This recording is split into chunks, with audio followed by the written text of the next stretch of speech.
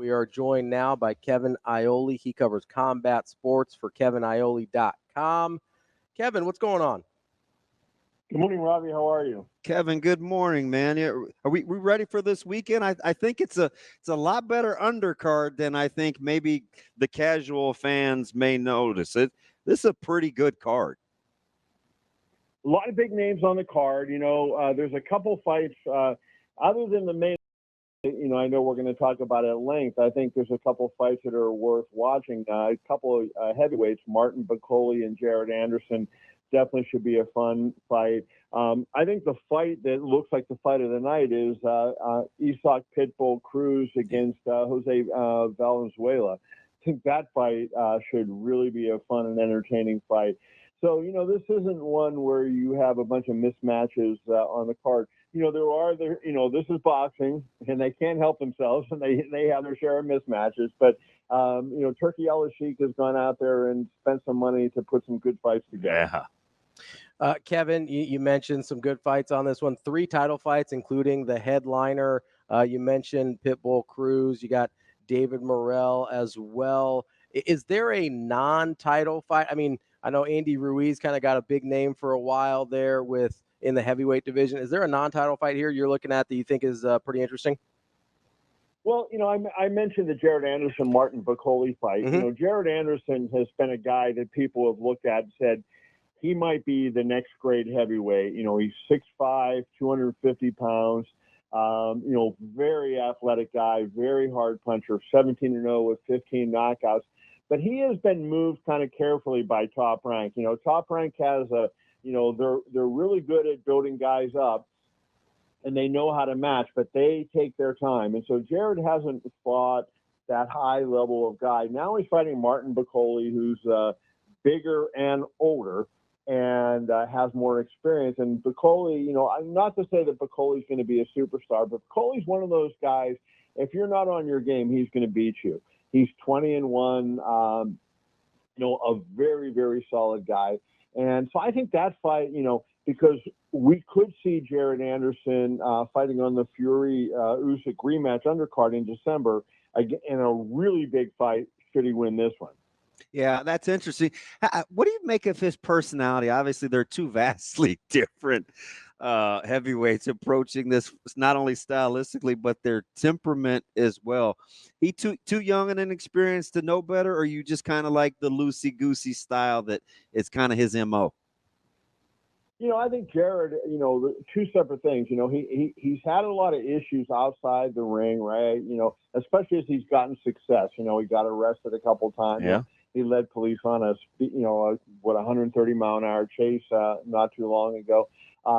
But in the ring, he's a very mature fighter, and I think he understands, what is required of him. So, I think the key to Jared is just to kind of keep the focus in the ring and where he's not dealing with issues outside the ring. And if he does that, I think he has all the talent in the world. He sparred with Tyson Fury 5 years ago when Fury first came over to the U.S. and Fury was like, who is this guy? He's unbelievable.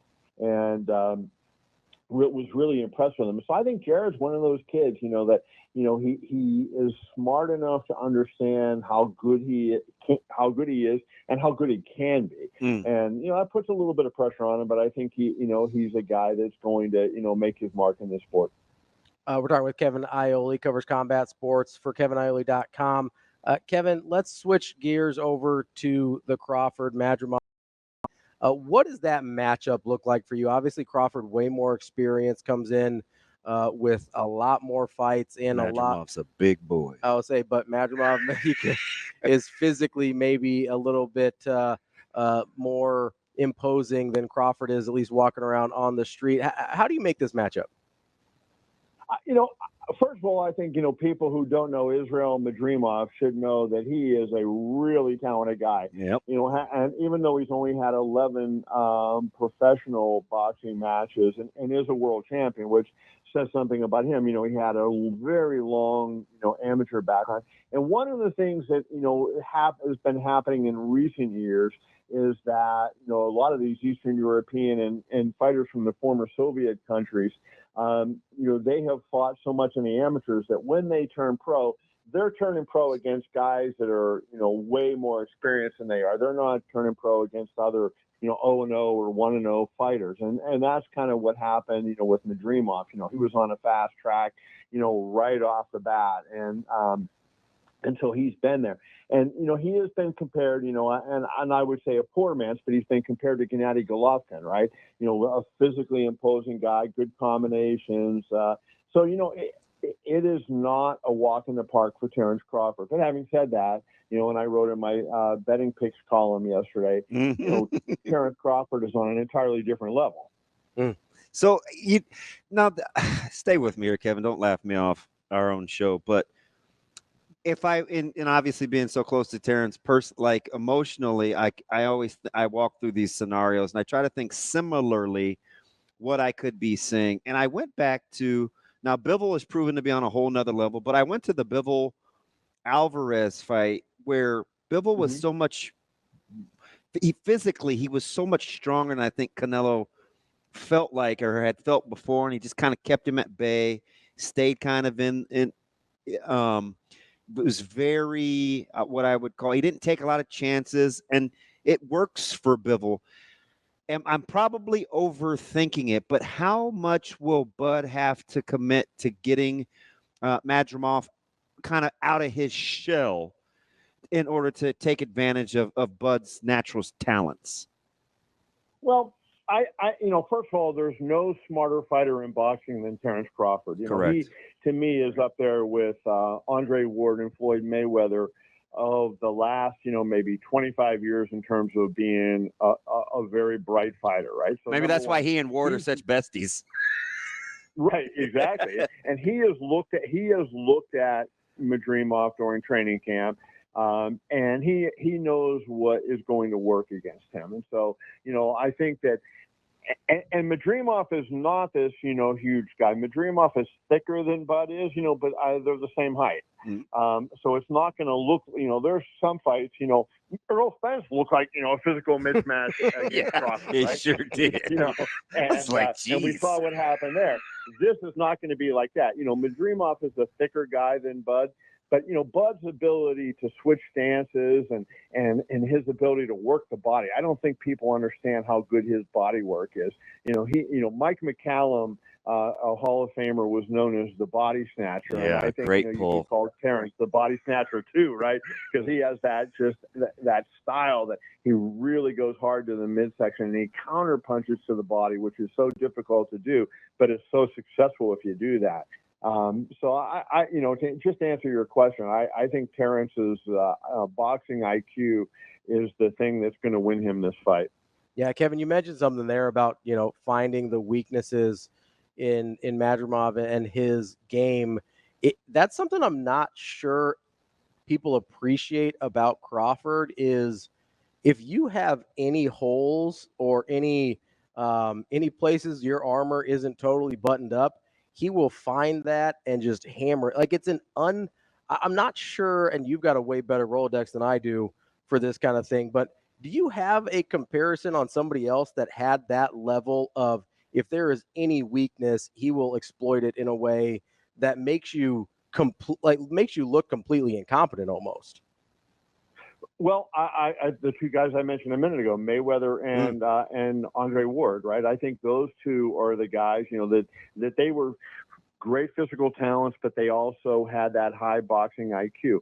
And I did a piece on my site the other day, and I talked to Joe Goosen, who's a Hall of Fame trainer, now also a broadcaster.